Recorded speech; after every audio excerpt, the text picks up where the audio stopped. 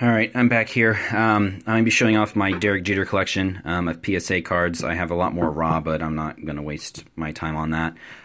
Most of these have been submitted through Beckett, PSA from raw, so most of these are going to be my own doing, except this example here. I spent a lot of time trying to get a score, raw graded PSA 10, and I just haven't been able to do it. It's just one of those cards. Everybody's got one of those elusive cards they're trying to get graded raw, get a 10, and this is the one, which is weird, given the fact that they're white borders all the way around. It just amazes me. But anyway, there's a 9, actually a really good one. It's 9.5 all the way around. So there's his score. Here is a 93 Topps, very basic card. These are $100 cards probably anymore. Amazing looking. Multiples of these, I'm sure, will come through. Here is a SP foil. I'm still trying to find a 9 on these. I refuse to pay for a 10, obviously, because there's so much, but to get a 9 graded. I was buying raws on these. The issue with buying raw foils is a lot of times they're scratched up or nicked, and you just simply can't tell online because no one, takes pictures like this. They're always, this and then this. So I've started a new endeavor. I've been doing BCCGs for a very, very, very long time, breaking those out to try and get a 10. 10 BCCG flipped over to a 9 Jeter. Haven't had much luck on those, but anyway, started to switch over to GAI and a couple of the other ones. So I have a couple of them going in my most recent bulk order. So we'll see how those pan out. Another 93 Topps, caught a lot of those. This one here, I think I ended up actually just buying because I was honestly sick and tired of submitting so many of them. So there's a PSA 10 score. Here is a Select Jeter. I really like this card, actually. For it being not too expensive, it's actually a really, really good card.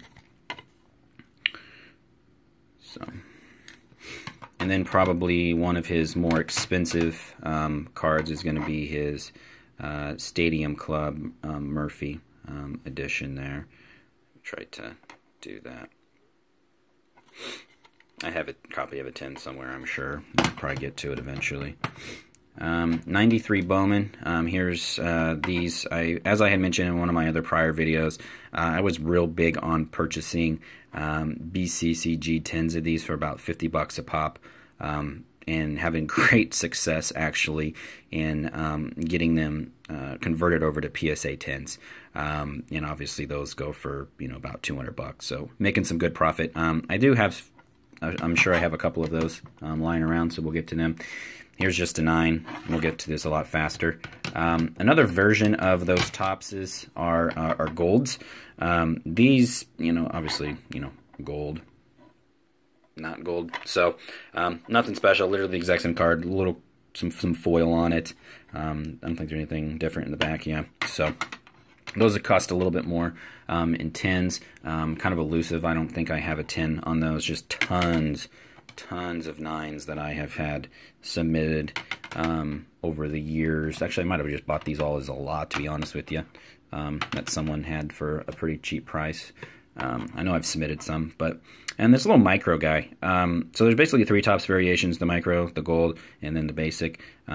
This micro I had gotten slabbed. I don't remember how much I paid for it, but neat little card. Literally the exact same thing, just way smaller.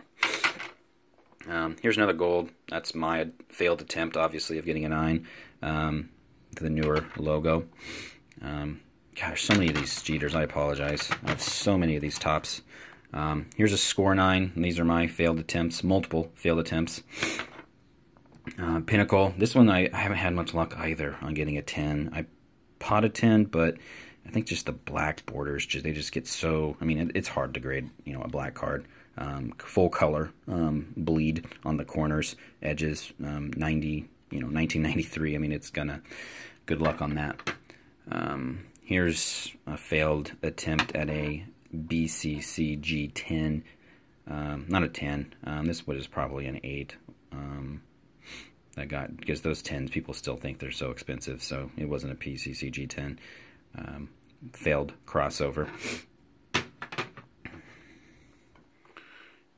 I'm just going to get through all these Topps real quick, but oh, we got some other cards snuck in there. Yeah, I had these random cards sitting in the stack. Alright, so here's another 9 gold. That one I actually submitted myself, so, you know, got the newer logo on it. Yeah, here's another 10. I have so many of these Topps, my goodness. An 8, and here it is. I knew I had it somewhere. And then there is the Stadium Club Murphy 10 right there. I had a couple other, like his classics, Excels, a lot of the other 92, 93 product, the cheaper end ones. I don't like those cards. I think they look silly. So, I mean, obviously I'll buy them raw and then get them, you know, submitted 10. So I've been unloading those anytime I get them. I don't like them in my personal collection. So anytime I get a classic or a Excel or any of the other really low end. I have some getting graded right now, the foils I had mentioned in my other video. Actually, hold on, let me go grab one. Alright, sorry. So I went and grabbed, not out of the part I'm getting graded, one that didn't pass my grading inspection, but had purchased a lot of Jeter rookies from a guy. Not a bunch, but a lot, L-O-T. And anyway, we ended up going through, I think there's like 10 cards I had purchased, and these are the foil bonuses, I believe. So I haven't owned any of these classics, but I'm trying to get them graded. We'll see how it goes. The foil on these are a little difficult, much like the SP. The foil back in the days, they were so darn sensitive, and I think that's why the SP Jeter foils were so much in a, you know, PSA 10. Let me pull this out and show you some of the problems. Alright, I'm back. So here is the card. I mean, you can tell, I mean, just look at the little scratches on that. I mean, I don't know exactly how or why, you know, these scratches, I mean, you can just look at them. But I get the ones going, you know, vertical. That's probably just going in and out of pinning sleeves, top loaders, whatever. But like these random side swipe ones on the top right, it's very interesting. But anyway, so that's the issues with these foils. I submitted about 5 of these in the most recent bulk order, this exact same card, so we'll see how it goes. But that kind of plagues the 93 SP foil and these 92 classic draft picks. Anyway, I might put up a couple more videos, I'm not sure. And take all this stuff back to the safety deposit box. Which is a good way to actually keep your cards safe. I have an actual safe in my home, but the safety deposit box I usually try to keep some of, you know, all my graded cards in, as, you know, they're my investments, so to speak. But my raws are usually just in my large safe. Thank you.